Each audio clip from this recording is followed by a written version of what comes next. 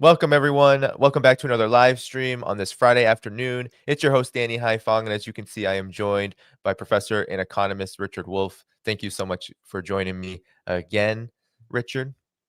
Well, it's my pleasure, Danny. I appreciate your program, so it's a bit of a special honor to be on it. I really appreciate that. Everybody, while we get started, do hit the like button. That helps boost the stream in the algorithm, but we are going to get started right away here. So, Professor Wolff, we have been doing a series of sorts on the decline, the beginning of the end, really, for the U.S. empire. And now we enter Trump 2.0, and I see, and I want your thoughts on this, kind of two options for him right now from what we've been witnessing. On the one hand, you have these kind of quote unquote new policies like easing relations with Russia, talking about an ending of sanctions and flipping U.S. policy on Ukraine, or you have DOJA cuts to USAID and many other things as well. But also, you have this adherence to old policies like trade wars, tariffs, and the like. And I see both of these policies as attempts to stave off the decline in the end of the U.S. empire. So perhaps we could get into it first, Professor Wolff, with your understanding of what Trump is doing in response to the end of the U.S. empire. Is he going to be successful? And how do you assess the overall situation that the United States empire finds itself in? Well, let me begin by saying that I very much appreciate your framing of this issue because I think that's rare, that most people are consciously or unconsciously very eager to disconnect what's been going on, the flurry of activity here at the end of the first month of Mr. Trump's regime, to disconnect that from the larger, longer, overarching context of a declining empire.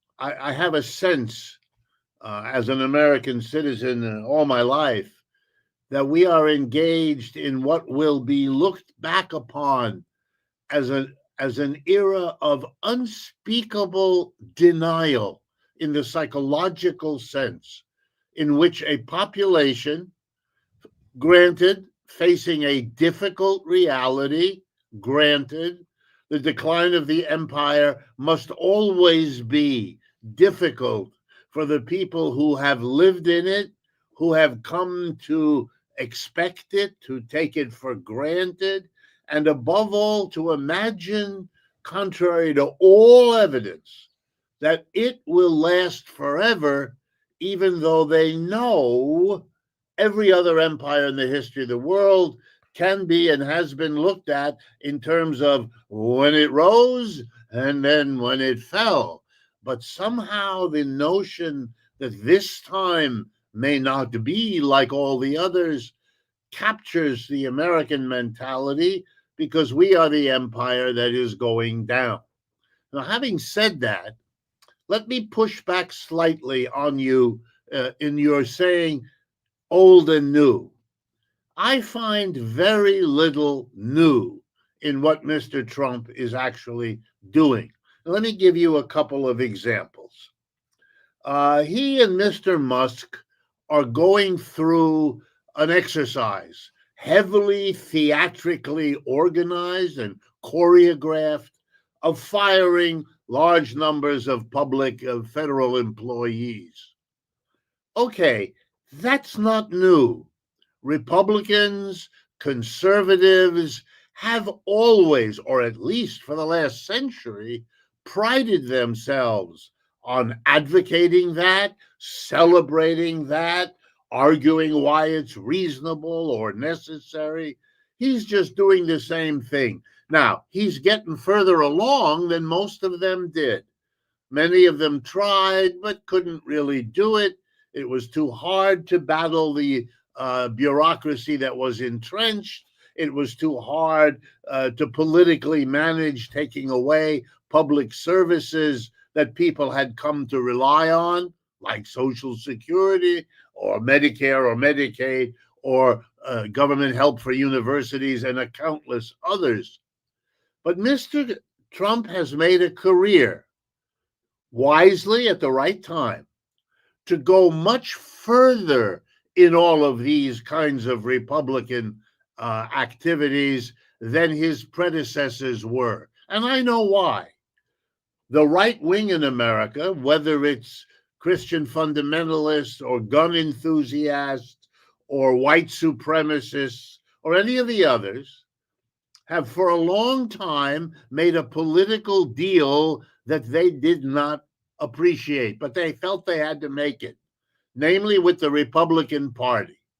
They would support the Bushes, go as far back as you want in the Republican hierarchy. They would support these establishment, East Coast, business-related politicians in the Republican Party because they could get more from them than they thought they could get by buddying up with the Democratic Party.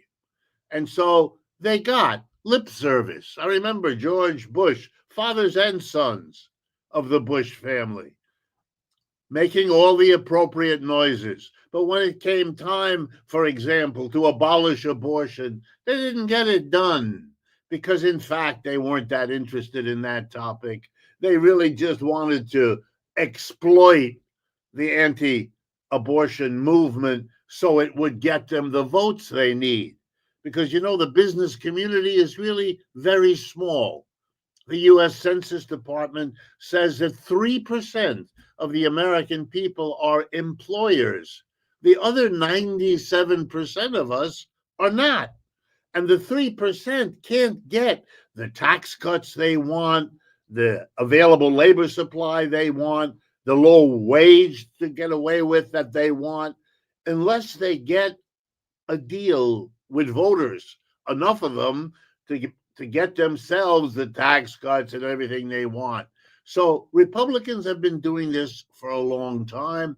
Mr. Trump realized that the frustration of the anti-abortionists or the Christian fundamentalists or the gun enthusiasts or the white supremacists was not being given enough to hold on to what the Republican Party needed. So Mr. Trump stumbled into the right political move at the right time. He was going to give those people more than Republicans had given them. He would go further with white supremacy. Look at him. He would go further with Christian fundamentalism. Look at him. He would go further with fill in the blank. And he has done all of that, and they have done their part. They've become enthusiastic about those economic issues they don't even agree with, like creating a wonderful scene for billionaires. Most people interested in guns or opposed to abortion are on a gut level much more to the left than they are to the right. Yes, they have their particular issues. And yes, they will make common cause with a right-wing Republican Party, but it's out of a desire to have their hot issue dealt with. And Mr. Trump got that. And so he's doing that. Meanwhile, now my basic point, it's still an old policy. It's very old to want to get the government dismantled. I'm going to quote now slogans that were used in the past for this. I'm going to get the government off my back. Or the best government is the least government. Or laissez-faire, the French way of saying it. This is very old. So are the rationales. The government employees are all lazy and don't work. Or there's a lot of fat in the government's budget. Or it's not efficient enough. Look at the Department of Government Efficiency. They couldn't even come up with a new name for what they're doing. It's the same old, lame effort to pull a fast one on all of us, to have us all believe that you can fire tens of thousands of public employees and it will not affect the public service we all rely on. You know, that is stupid, and Republicans aren't stupid. But that's a stupid slogan, because anyone who thinks for really 2 minutes can see through that. You know what Mr. Musk presides over in his Tesla Corporation? A huge bureaucracy from the top to the middle to the bottom. In SpaceX, another one of his companies, a huge bureau.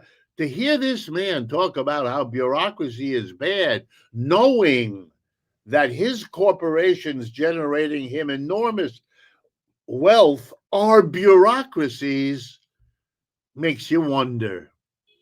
And do you really think that the bureaucracy in a corporation is all that different from a government? The heads of government are from the same corporations. That's where they come from. That's where they go back to. Do they know how to organize a bureaucracy? Sure they do. And they organize them pretty much and pretty similar, which anyone who has moved between these two bureaucracies know. Long story short, Mr. Trump is destroying millions of Americans' lives with these massive cuts, but he's going further than other Republicans dared to do, and so pandering to the businessman community, because the businessmen, they're the ones who think like this. If only I can pay the worker less, if only I can pay lower taxes, how much better off I will be. And then comes the hustle. And that's how we'll all be better off. How convenient. The one way we're all better off is the one that happens to profit you right away, immediately, with low wages and low taxes. When you lay off tens of thousands of public employees, besides the cruelty, besides the damage to all of their lives, you know what those people have to do? They have to go into the private sector, because that's where the jobs are. There are no jobs now in government. That's what Mr. Trump is seeing to. So you know what? They're going to go into the private sector, where they're offering themselves at lower wages and poorer working conditions in order to get a job, which it drives it down for the private sector. All of the business community is applauding this leader who, by going further with the groups that you have to get the votes of, has been able to deliver to them what they really care about. And if you look back at the first presidency, you can see it there. The one economic act he got done in 4 years of presidency was the Tax Cut Act of December 2017, which cut the taxes of corporations and the rich. At the end of a 30-year period in American history, where wealth and income had been redistributed from the middle and the bottom to the people at the top, they therefore needed the tax cut less than at any point in history. He delivered it to them anyway. And that's what got him reelected this time. And he just knew he has to go ever further in giving his base what they need in order to do what he's there to do. And believe me, turning on our economic allies, Canada, Mexico, Denmark in the fight over Greenland, little Panama in the fight, he is doing what you're doing when you're salvaging a declining empire. You're turning on everybody, allies, friends, who cares? And snatching this from that one and snatching that. It's a short-term policy, but in the long run, you know what it reminds me of? An old story. It's very cold in the house and everybody's freezing. So one of the people in the household gets the idea, well, we've run out of wood. Why don't we take the clapboards off the side of the house? They're made out of wood, and feed them into the furnace. They'll burn and we'll be warm. And they do that.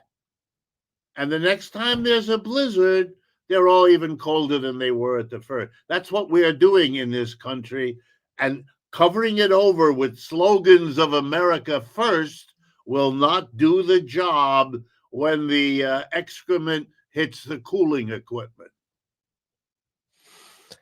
Professor Wolff, I would like you to comment on then, part of the difference perhaps that we are seeing now also really actually falls, in my estimation, more on foreign policy. Right. And this has been very important for the preservation of the U.S. empire, it seems, because, of course, things are looking very bad in Ukraine, for example, and it's very hard for the U.S.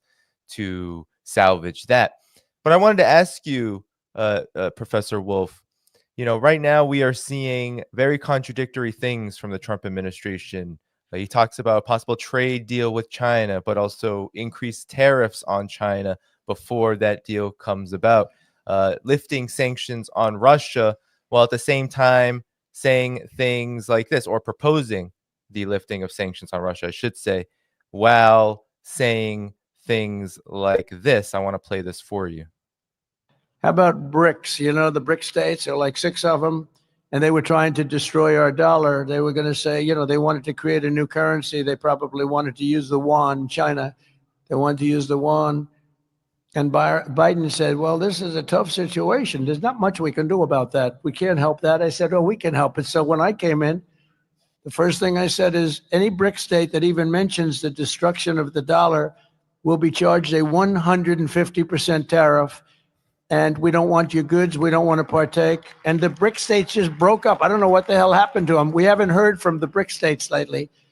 But he said that there wasn't much we could do about it. There was a lot. It took once, and literally, they said, sir, what about the BRICS states? They're going to take over the dollar, the sanctity of the dollar. They're going to create a new currency to rule the world. I said, no, they're not. They said, yes, they are, sir. They said it. I said, no, they're not.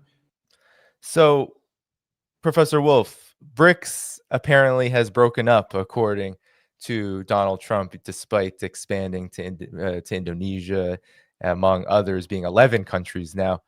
Talk about your reaction to this in the context of this declining empire, the beginning of the end, as we sort of brace around these shockwaves that Trump has sent in terms of foreign policy.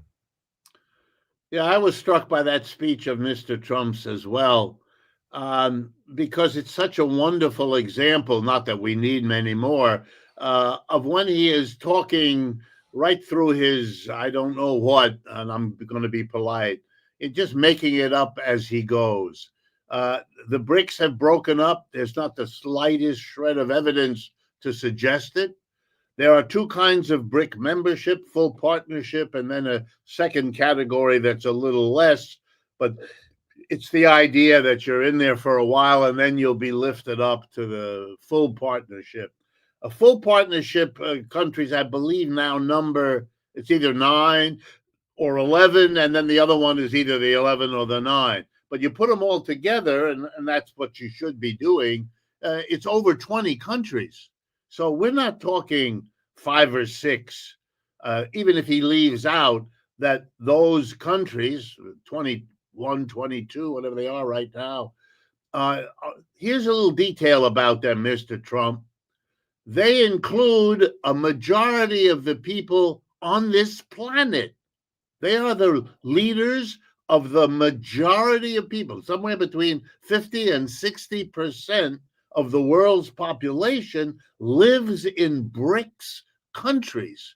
You know what the percentage of the world's population is that lives in the United States? 4.5%, Mr. Trump. You are a mouse. They are an elephant in terms of population. But wait a minute. That's not the same as economic power. You're right. So let's take a look at that. The United States and its 6 fellow members of the world leader used to be called the G7, the group of 7. When you add up all the total output of goods and services of the United States and the 6 others, and the 6 others, by the way, Canada, Japan, Germany, France, Italy, and Britain. When you put all that together, about 28, maybe 29% of the world's output. You put together the GDP, the gross output of goods and services of the BRICS today, ready?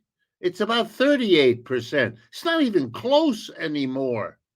The BRICS are a richer block of countries than the United States and its allies are. In other words, what we got used to in the second half of the 20th century, US dominance, isn't there anymore, Mr. Trump. And you know, I'm convinced that what he is doing is a performance even he understands. Yeah, he bloviates and says this nonsense about the BRICS being gone and how Biden was weak and he is strong, an endless repetition that he seems to enjoy each and every time. But this is a fantasy, and somewhere he knows it. Why do I say that? Because he looks at America and says correctly, it's in decline. Oh, he uses blustery words. They don't respect us anymore, or they're laughing at us anymore. Yeah, he has his way of doing it, and he's going to fix it all by putting America first. But forget all that for a moment and just recognize with me that he understands it's in trouble. He's going to blame it all on Mr. Biden. That's cheap politics. He knows that he was as responsible in his time as Mr. Biden was in his, or if he doesn't know it, he should. But now here comes the punchline. Somewhere he understands, and the people around him do too, that the United States lost the war in Vietnam back in the 1970s. They lost the war much later in Afghanistan. Vietnam is run by the North Vietnamese Communist Party and its associates. They were the enemy in 1975. Afghanistan is ruled by the Taliban. They were the enemy when the United States invaded there. We have lost the war in Ukraine. We certainly didn't win the one in Iraq. Wow. The trajectory isn't good. For all of those wars, we dared not, as a nation, tax our people because the opposition to the war would have gone through the roof if Americans had to pay for it, not just with young men and women dying, and not just with all the wasted resources, but with a tax bill on top of it. So they were paid for by printing money, borrowing and printing money. And so now our deficit as a country has gone through the roof, in excess of $1 trillion a year. Our debts as a nation far ahead of our total output of goods and services. So they knew something had to be done. And here again, Mr. Trump was willing to go much further. He took a step back, looked at Europe, looked at the BRICS, looked at the fact that the BRICS are what saved Russia in this war. You want to know why Russia won the war in Ukraine? It's not just that the Russians have a good army. Clearly they do. But it's that they were able to survive the one thing the United States and Europe had to throw at them: the sanctions, the threat of not buying oil and gas from Russia, which turned around and sold it to their BRICS allies. There's the power of BRICS for you. That's why you've lost in Ukraine. And Mr. Trump, give him the credit he deserves, Mr. Trump got it. And he said, we need a change. We are allied with the Europeans against the Russians with their allies, China and India. That means we are, to be blunt, betting on the wrong horse. And he's dropping Canada, Mexico, and Europe, and he's switching, going to try to build a relationship with Russia. None of this may work. Nothing he is doing, and that includes laying off government workers. There's no guarantee these things will work. Not at all. The resistance to them is everywhere. It's happening across this country against the firings, and it's happening in Europe and Canada and Mexico, who don't want to be thrust aside as the United States approaches Russia. The only people who must be smiling as they sip their vodka are the Russians, as they watch the disintegration of their adversary, because this disintegration is provoked by Mr. Trump, who, again, to give him the credit he deserves, understands something has to change, because the trajectory we were on was like being on a train heading full speed into a stone wall. Somebody has to jump up there, do something. Mr. Trump is making his effort, very conventional, very much designed to help the employer class, the rich and the corporations, as Republicans always do. But to do it with much more gusto, much more theatric. It's a long shot, but he understands time is running out.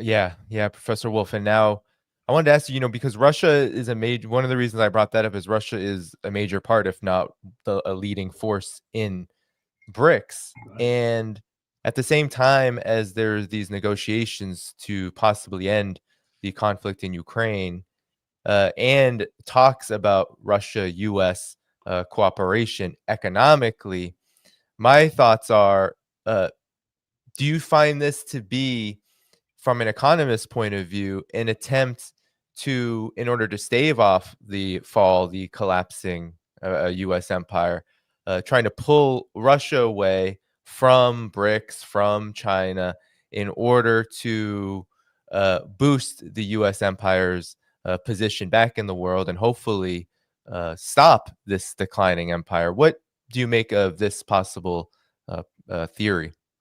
I think that's real. I think you're exactly right, Danny, that to bring that up. Let me put it in a slightly different way, but it's an agreement with you.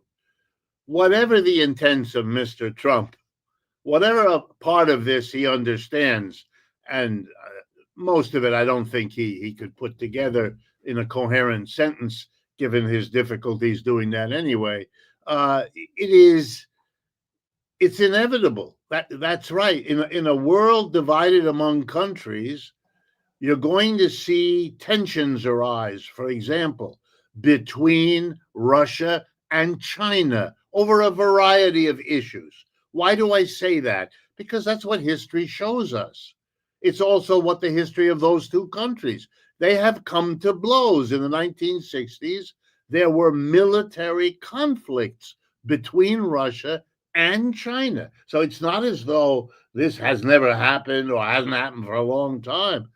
Tensions will arise, and the United States, to save itself, will be doing everything possible to enhance those divisions, to worsen them, to aggravate them, to invent them if they're not there, to impose them if they have a power. But for the same reason, neither the Russians nor the Chinese show any hesitance to say these days that their alliance is strong and their alliance is something they are committed to. I mean, look at the historic meaning when Mr. Putin gets up some months or maybe a couple years ago now and basically says, we are no longer focused on being European. We are focused to the East. We are an Asian power. We are not a European power. Wow. For the leader of a country to reorient itself that way is taking a very serious step, especially in a multi-ethnic, multicultural universe such as the Russians occupy on the face of this earth. So this is very, very crucial. There will be tensions. There will be new configurations. I think in American foreign policy now, there is a hope on the part of the Trump people. They have to think this, given what they're doing, that they can somehow transform the enmity that used to exist between the United States and Russia into an alliance. And they are prepared to pay the price of a destroyed alliance with Western Europe. The Western European politicians, who are mostly people who have followed the United States from their childhood as individuals, they've been nothing but pro-American politicians all of their lives. Try to understand, they are being hung out to dry. The United States is abandoning them. The Macrons, the Starmers, the Schultzes, all of them. They are left on their own with a very weak economy. I mean, the single most important economy in Western Europe for decades has been Germany. Germany is now the most backward in terms of economic development. They are in a recession. They have been now for a couple of years, and it looks like they're going to continue. That means they're not growing, they're shrinking as an economic source. Why? Because they used to get cheap energy from Russia, giving them an advantage, and they were the big exporter of machinery to China, giving them an advantage. China doesn't need it, and Russians have found other customers for their cheap oil, leaving Germany wiped out. And the United States is at this worst moment in Europe when they need help from the United States, telling them, oh no, we're not helping you. You've got to spend more on defense. Let me tell you something. If the Europeans actually try now, in their destroyed circumstances, to spend more on defense without the help of the United States, the only way they can afford that is by cutting back on their social programs, taking the money that they used to provide to give everybody health care, which they do, to give most university students no tuition, which they do, to go on and on and on. They're going to take all that back from the people in order to have a big military, which is always going to be way behind what Russia and China and their own people won't stand for it. So those politicians are looking at terrible choices, all of which carry immense risks. And why? Because the United States is trying to save itself as it declines and jettisoning the clapboards, throwing away the allies because they need to squeeze more out of them, all under the label of America first. We are watching a disintegrating empire. And as a great writer once said, beware of living in interesting times because the road can get very rocky. We are on a rocky road, and no assurances of Mr. Trump about how the BRICS are broken and they're gone is all hand waving. It's all fantasy, but it's part of a denial. And you know, denial has never been a really good idea as a way to solve your problems. Professor Wolff, quickly in your thoughts on this, because the policy of the Trump administration is obviously what many people call isolationism. And isolationism, on the one hand, looks really strong against Europe, for example. What happened at Munich was an embarrassment. And I don't cry tears, of course, for the European leaders who have so saddled up to an American empire that's crashing and burning. So, but also with isolationism comes isolation, right? So there's this notion that, okay, cut off Europe, bully so-called allies, vassals, we could call them even, because they are already subordinate.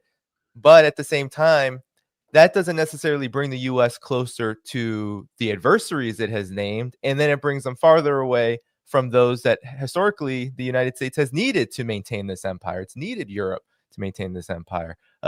So how do you see this working out? It doesn't seem like this exactly is the quote unquote solution to stave off a declining empire, but rather maybe the only option that it has outside of continuing to go on in the same way. I'm curious on your thoughts on this.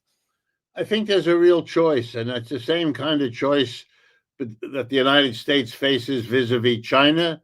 It also, in a way, faces a comparable choice in its relationship with Europe or its allies or the global South.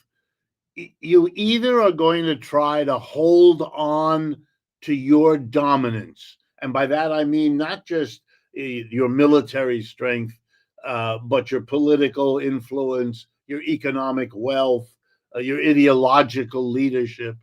You're either going to try to hold on to that dominance by denying that it's under real threat, or you're going to face it. And if you face it, then the only option is to sit down with whoever else is involved, the Chinese, the Europeans, the global South, and try to work out a global architecture, because they're using that word out in Europe a lot, a European security architecture. You have to work out how we're going to live together on this planet. Mr. Trump is everywhere, hitting this one with a tariff, hitting that one with a tariff, with a trade war, taking the canal back, snatching. Look at this behavior. Take a step back, just as a reasonable person. This is a bully. This is an attempt to bully your way through. It's too late for that in this world. It's too late for anyone, but certainly the United States, to do it. It's just not facing what it has become. Look, the United States has tried to slow down Chinese growth so they stop overtaking us, as they have on domain after domain. It hasn't worked.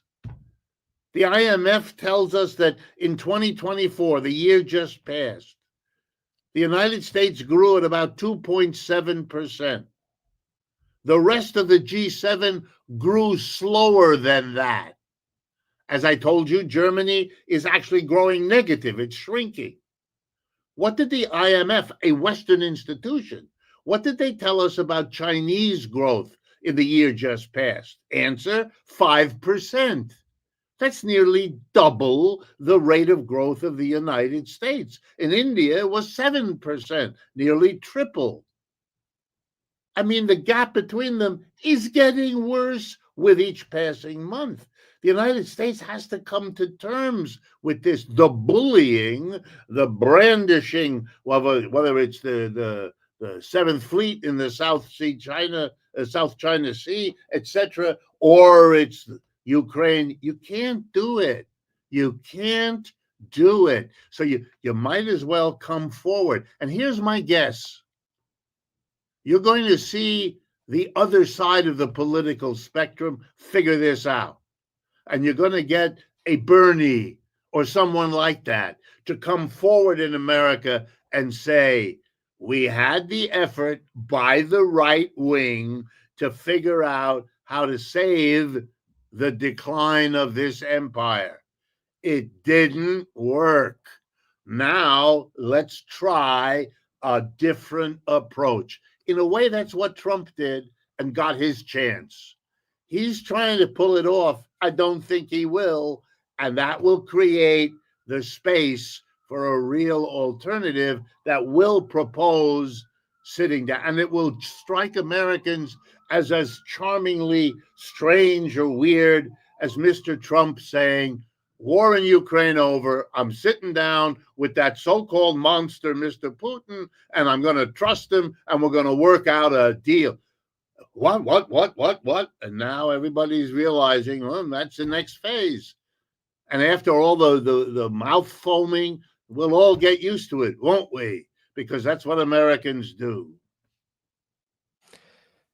Professor Wolff, perhaps as our closing salvo for our talk today, I wanted to talk to you about the trade war because, well, first, I just want to say really quickly that I'm hoping that any alternative that rises up does not emulate Bernie Sanders's recent um, crying for the continuation for the Ukraine war. I really hope it doesn't include that, but I know what you mean, Professor Wolff. I think that there will be more space created, as what usually happens in presidential cycles is the gap between what is said and what reality ends up being uh, becomes wider. But I wanted to focus here on the trade war because Trump just said he is introducing 25% tariffs on auto manufacturing, or I should say auto imports, pharmaceuticals, of course, those vaunted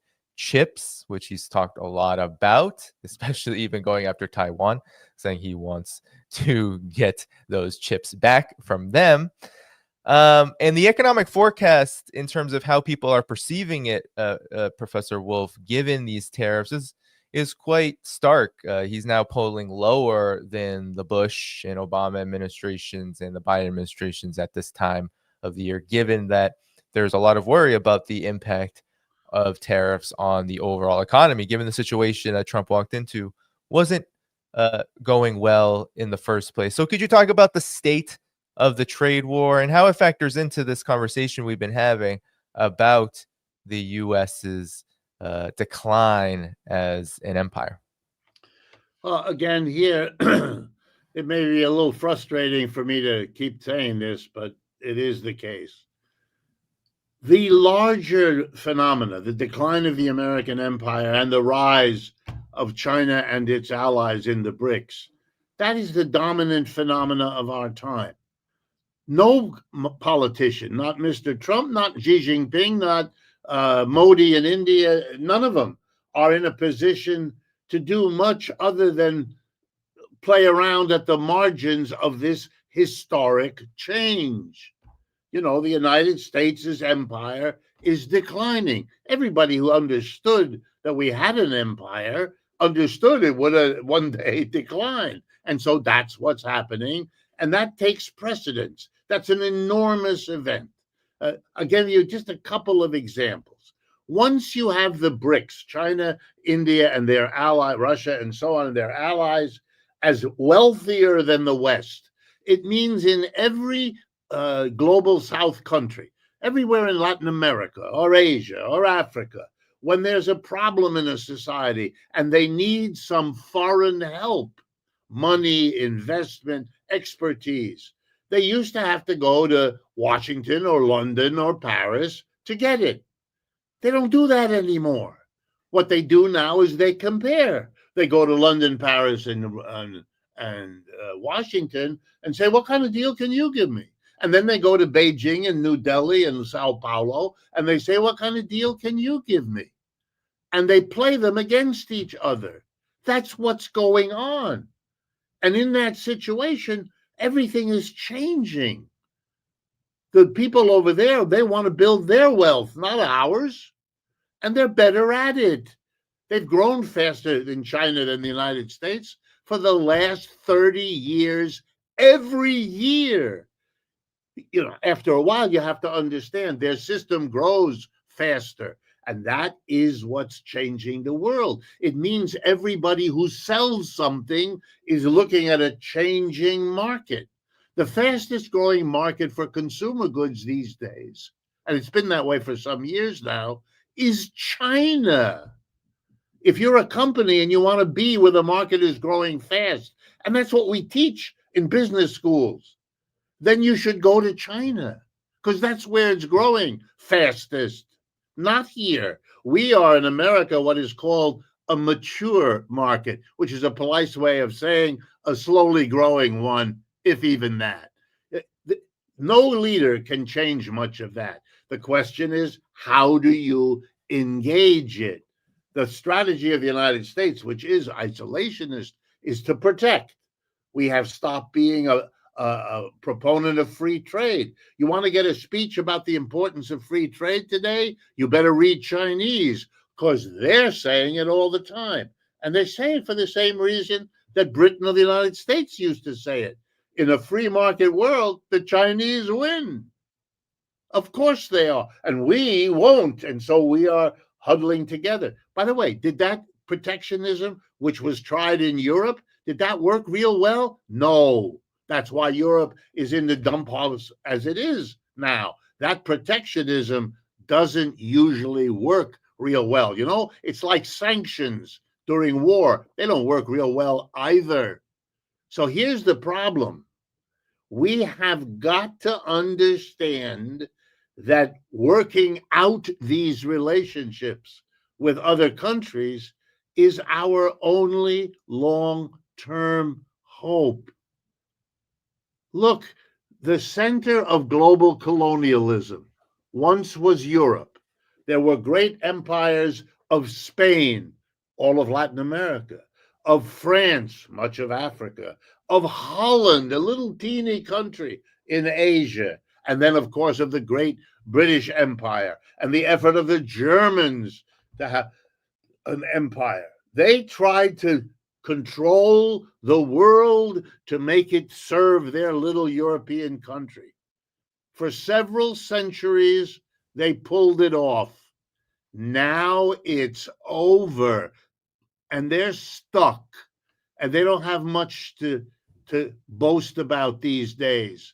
Their standards of living are everywhere in decline and under attack. Only more so now that the United States is backing away from them too. I think the lesson here is you cannot bull your way through anymore. That part of the world that had to take it to be the colony of a country in Europe, and that was the fate of most of Asia, Africa, Latin America, and so on. They won't tolerate it anymore. They're not going to do it. You can see it now in their speeches. They're not kowtowing anymore, a term that comes from colonialism, by the way. And I think we see now the tension here in the United States between those who can't give up. And it's not just the dominance you can't give up, but all the self-indulgence ideas that kind of dominance inculcates in people. The notion that if your skin is white, you're somehow super special. No, you're not. You're subject to the same historical processes everybody else is. And your time is over. And you better be very careful lest the people you subordinated look at you the way you looked at them. Because if they do, you're going to recognize that they are the majority and you are not. And they are the wealthy and you are not. And for Americans, this is very difficult to wrap your head around. No matter what your goodwill is, you're going to have your ideas shaken because that's how the world works. And the irony is the very system, capitalism, that gave you your exalted standard of living did so by ripping off the rest of the world, which won't have it anymore. And what are you going to do? Impose it on them? You can't. So you're stuck. You better come to terms with that. It's the only lesson I think my economics teaches me. But I can assure you that hitting the world with tariffs solves nothing. Yes, it'll make some goods come back to the United States to be produced. Will it? Yes, there'll be some. Enough to change this big picture? Not at all. And meanwhile, if you have to pay more for those goods because they have a tax attached to them, the tariff, well, then that'll worsen the inflation. And if the inflation goes up in the United States, you know what happens? Foreigners don't buy our stuff because it's too expensive, which means we'll lose jobs because of our inflation to offset the jobs we get by having it. You have to, there's a literature on tariffs, for example. I'm a professor of economics. I've taught these courses. When we come to tariffs, there's a whole bunch of articles and books I give the students. Here, read some of this. You'll learn. All of that is in there. When Mr. Trump gets up and talks about tariffs, if he did that on a midterm exam in a first-year undergraduate course in international trade, he'd flunk. You can't make up this stuff like that. There's a history. We know what tariffs in America, in every other country, and they've been used all over the world for hundreds of years. We know what they do and don't do. We know when they work and don't work. You can't just, well, we'll do it, and then all these wonderful things. Well, you know, on one level, it is so ignorant that it means that people like us who are trained in this stuff, we don't really know quite what to say. You know, it's somebody who says, you know, you were wrong. Up is actually down, and down is actually sideways. At that point, we withdraw because, you know, how do you have it's like having a conversation with a pile of cement. There's not much communication can happen. I mean, we'll get over that. This is the behavior of people somewhat traumatized by what they are going through.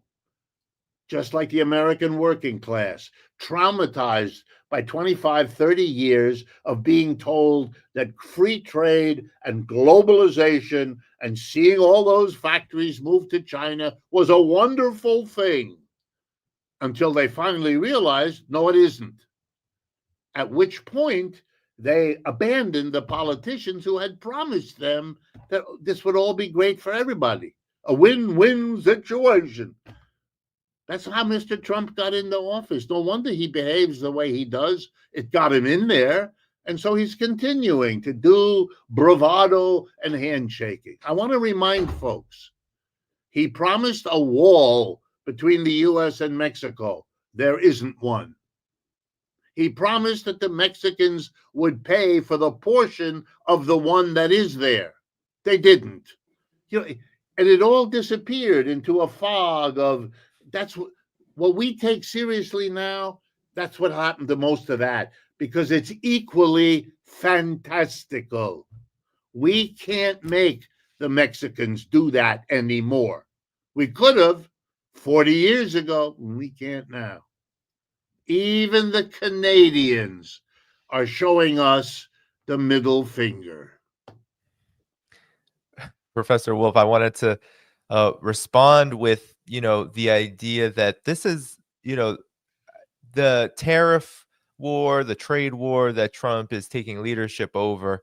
And it's a very familiar narrative to it, too, that I think is emblematic of this decline of the United States as an empire, as the economic powerhouse of the world, so-called, in that there's a constant talk of bringing back, as you said, bringing back goods and products and services, industry. But the highlight is industry, manufacturing. It will come back. Well, when I see China building up their industries, I see them actually literally investing in industries. They don't say we're going to place tariffs on another country and then produce and create jobs and manufacturing and goods and advanced technology and all of these things. They do it. And tariffs historically for the United States, many people like to cite, oh, well, back during McKinley, back during the so-called Gilded Age, or what some people are now calling in the Trump era, Trump administration, the Golden Age. But, you know, tariffs were used for supposedly enhancing manufacturing. So could you talk about this? You touched on it a bit, but in my estimation, we saw in the first Trump administration and into the Biden administration, that didn't happen. We got tariffs, we got a continuation of tariffs, but it didn't really enhance manufacturing in the U.S. What makes it different now? Nothing. It isn't any different now. What you're doing, Danny, and quite rightly, is you're mining the literature on this subject, which is well known, and it says, for example, which every American can understand, if you put a tariff, give you an example. There's now 100% tariff, as I think I've talked about with you before. There's 100% tariff on electric vehicles from China. that the United States put on. Trump began with a 27% tariff, and then Biden raised it to 100%, showing that the difference between these two is not a question of whether, just how big. In any case, what does that do? Well, it protects everybody else who makes electric cars, especially those that are made here in the United States. Why? Because you don't have to worry about the Chinese competitor. And you really would have to in this case, because the Chinese competitor, particularly the BYD corporation in China, produces the best quality electric vehicle at the lowest price, which means any American who isn't idiotic would be out there buying for his or her company or for his or her personal use the best quality car at the lowest price for all the obvious reasons. We can't do that. You won't see any BYD cars on the roads in America. By the way, you will in Europe because they don't do that. They have a tariff, but much lower. So we don't have them. What does that mean? Well, it means there's no urgency for a company here in the United States, Ford, GM, Toyota, Tesla. They don't have to invest in technology. They don't have to beat the Chinese. They don't have to worry that the Chinese, who are already producing the best car at the lowest price, will make further breakthroughs, making them even more of the winner of the competition. We don't have to worry about that because we're protected by a tariff wall. In other words, once you give an industry a tariff protection, you create in that industry an enormous incentive to hold on to that tariff protection because it's how they sell their cars. And you can be therefore very sure that all those companies I just named and many others will be giving big donations to the politicians of both parties to hold on. You know, conservatives like to say, if you give welfare to people, then they will become accustomed to getting that welfare and become constituencies to keep it going. There's a grain of truth in that, but it's not limited to poor people.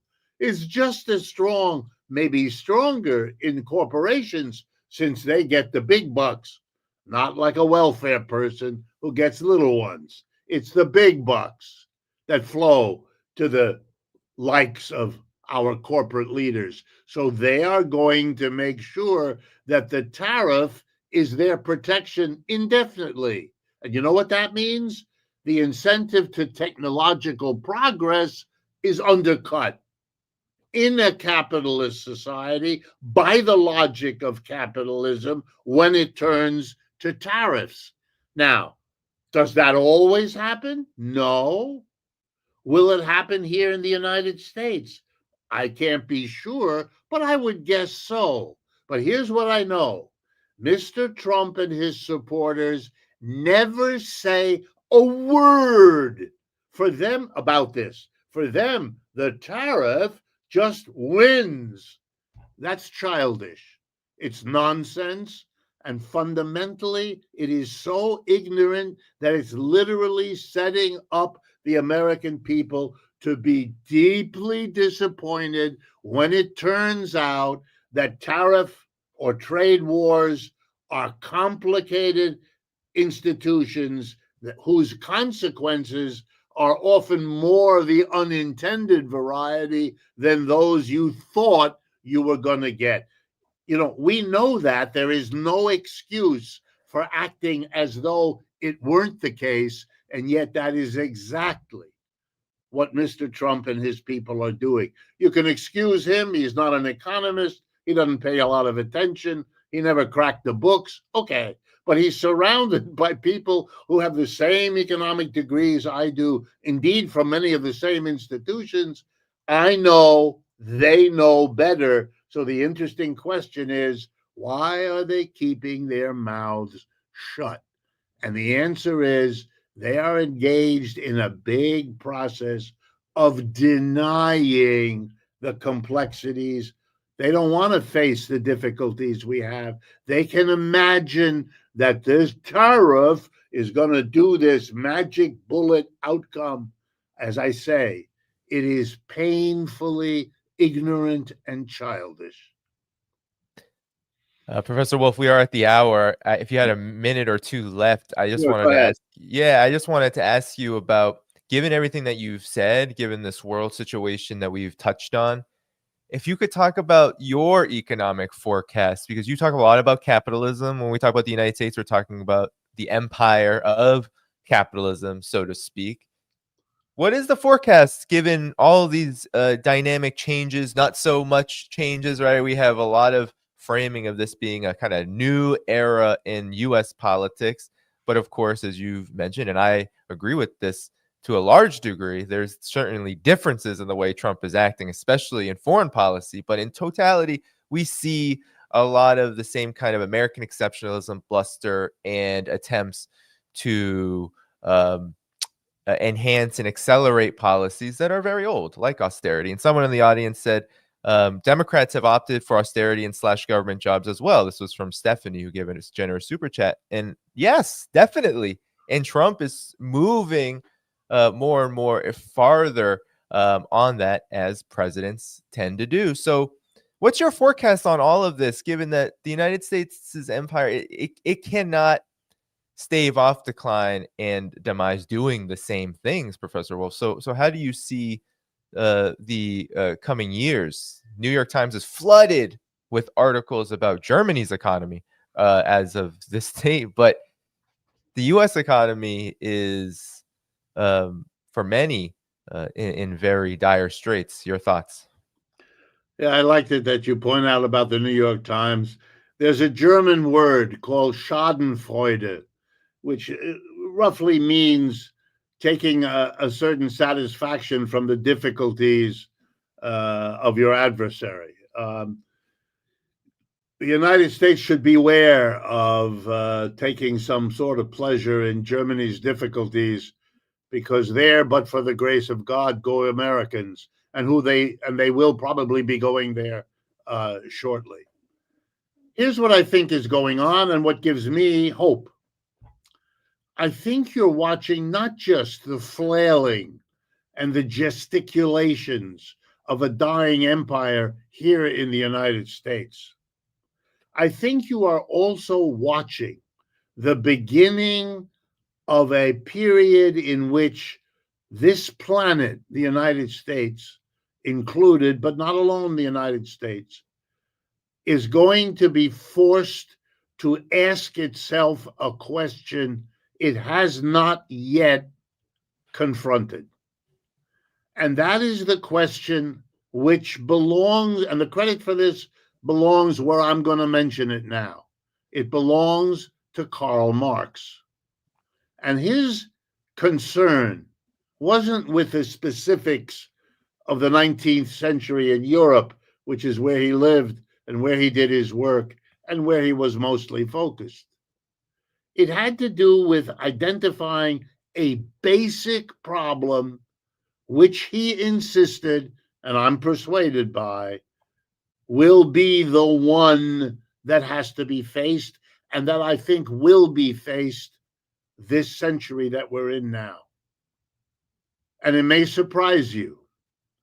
It's a recognition that beyond the particular problems of American capitalism, European capitalism, or even what the Soviet Union tried, or even the socialism with Chinese characteristics that is the policy in Beijing.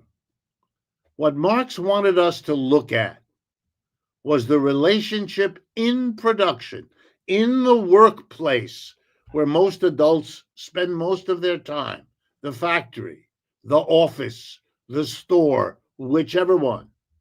We've organized them in a particular way, and not only might that be the root of our problems, but it might also be the way to solve them.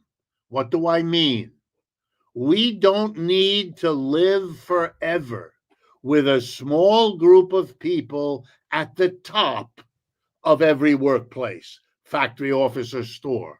Whether we call that the owner of the business or the partnership that runs it or the board of directors if it's a corporation. And it doesn't matter for this point whether those people are private citizens who are the owners, operators, boards of directors, or they're government officials. If it's a small number at the top making most of the decisions for the vast majority of the employees underneath them, and that is the way we organize 99% of the businesses in the United States. And that's how they organize most of the businesses, to take the other extreme, China.